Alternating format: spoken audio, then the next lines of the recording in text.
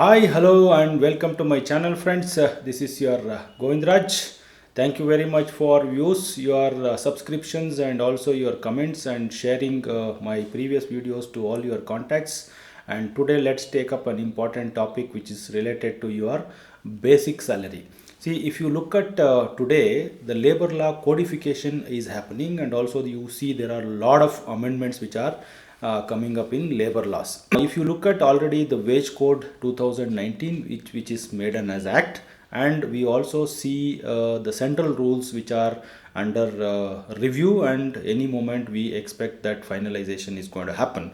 So in view of this, we need to understand whether your salary structure is going to change. Especially we should also know whether your basic salary is going up or not. See, today if you look at how this basic is arrived, there is no standard guideline to arrive at what is the basic. So there are employers who have 30% of your gross salary as basic, and there are employers who have up to 50%, 60%, and 70% also, as there are no certain basic and confirmed guidelines.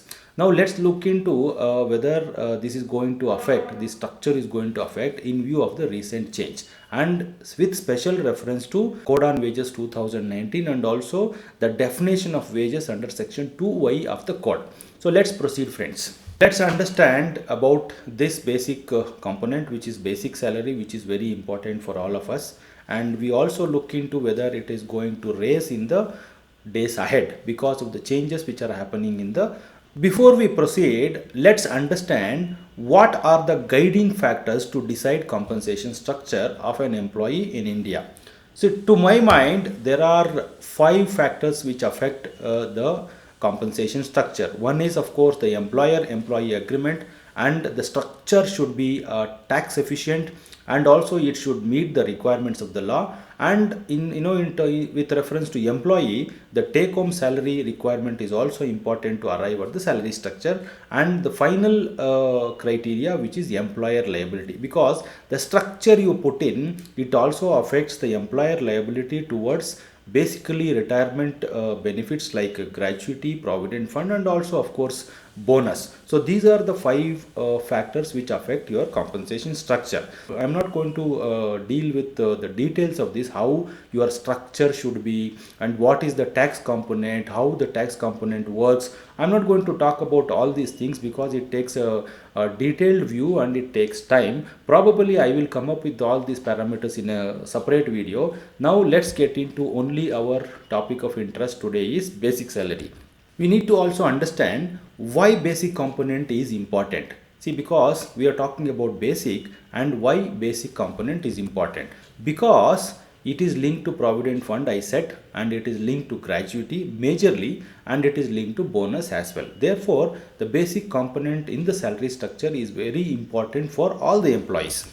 Now let's look into one more important question which I already raised in the starting of the discussion. Is there any law which mandates or decide what should be your basic salary, basic component in the structure? To answer this question, friends, there is no law which mandates what should be your basic salary in your compensation structure. I know what is coming to your mind. I will also try to address that factor as well. Then, how about the minimum wages notifications which prescribe basic and DA as wage component? If you look at minimum wages notification, it has got only two components, and which are basic and DA. How about then if the minimum wages notification has fixed already basic and DA, then you should compulsorily should have that basic and DA as your wage component, and you should not go less than that. To answer this question, friends, we have to get into the definition of wages in the Minimum Wages Act 1948, which is section 2H of the act. If you look at this definition, friends, wages means all remuneration capable of being expressed in terms of money, which would, if the terms of the contract of employment express or implies were fulfilled, be payable to a person employed in respect of his employment or of work done in such employment. So this means all remuneration. And if you notice this definition, friends, it also includes house rent allowance.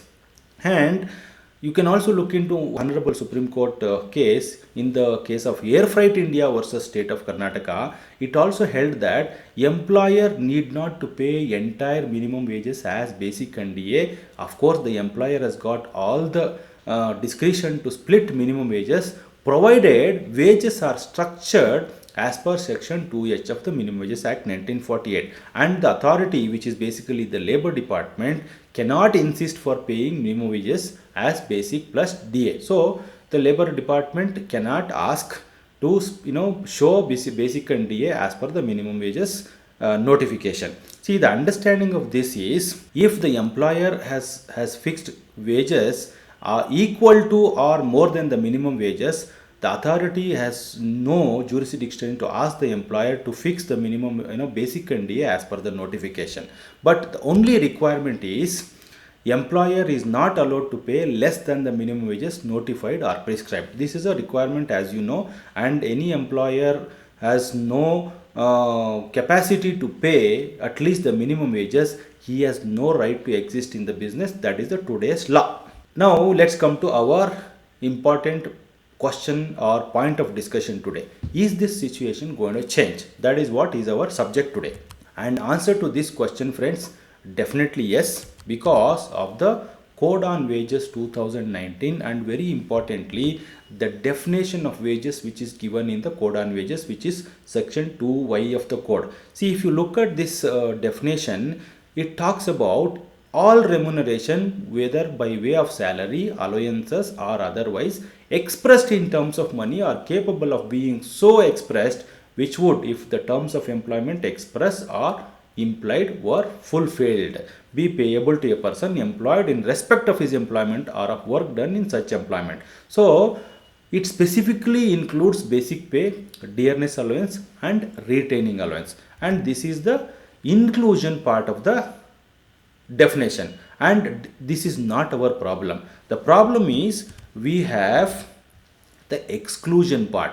See, this exclusion, there are 11 exclusions which are provided in the definition section 2Y of Code on Wages. And if you look at this exclusion part, there are many allowances which are now part of the gross salary, which is basically conveyance allowance, even the house rent allowance for the matter, and overtime allowance, bonus, gratuity and the benefits whatever you give, these are all excluded components. And another complexity is added also through the first proviso to section 2Y. What does this proviso talks about it? See, this proviso talks about, if the excluded remuneration, which these 11 components, and exceeds one of or such other percent as notified, then such excess should be treated as remuneration or wages of the inclusion part. I talked about the inclusion part as well as exclusion part. So now, if there is anything excess of 50% of the inclusion part, then that difference should be added to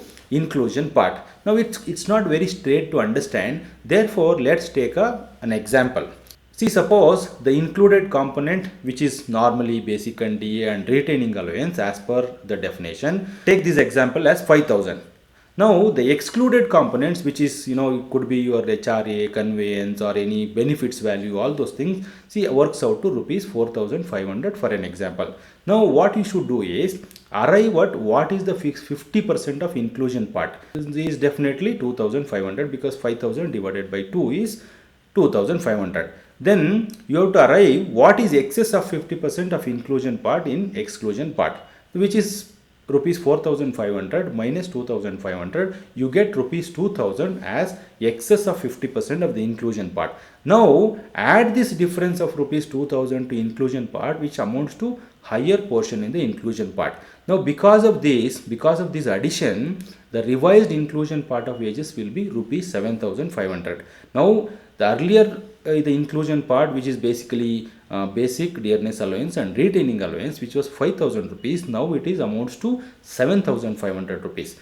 And the complexity doesn't stop here. And to further complicate, the same definition is getting borrowed in other codes as well. So now we are only talking about wage code 2019. There are other three codes, which is industrial relations code, social security code, occupational health and safety code. The similar definition is getting added. So when it comes to the benefits under those act, this is the definition which is going to drive those explanations. Now let's conclude. What are we going to what are we going to understand by this? See, it's very clear that the law wants to increase the inclusion part of wages, which is normally basic, dearness allowance and retaining allowance as per the code. See, if you look at an Indian scenario, the employers have been keeping the basic and DA as minimum as, and I have seen examples of 25% to 50%. So therefore, probably the law would have understood this, and now they would like to increase this part, which is now also linked to your retirement benefits or social security benefits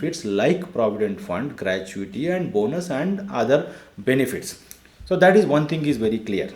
And because of this, employer may be required to look into the wage structure and also revise if it is not in line with the law, especially code on wages 2019. And moreover, the law covers all the employees including supervisors and managers. Friends, the code on wages is not only applicable to only workmen, it is also applicable to all employees, as I said, including supervisors and managers.